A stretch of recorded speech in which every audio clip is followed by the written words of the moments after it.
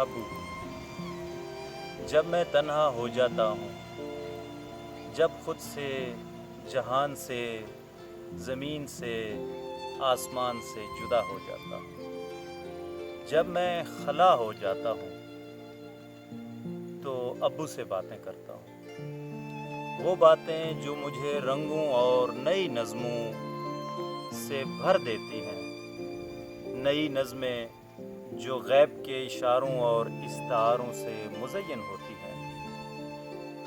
جن میں اسرافیل باتیں کرتا ہے اور آیتیں پڑھتا ہے،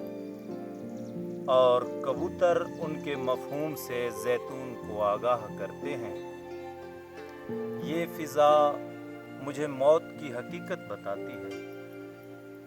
زندگی کو زندگی سے آگاہ کرتی ہے۔ جب میں فنا ہو جاتا ہوں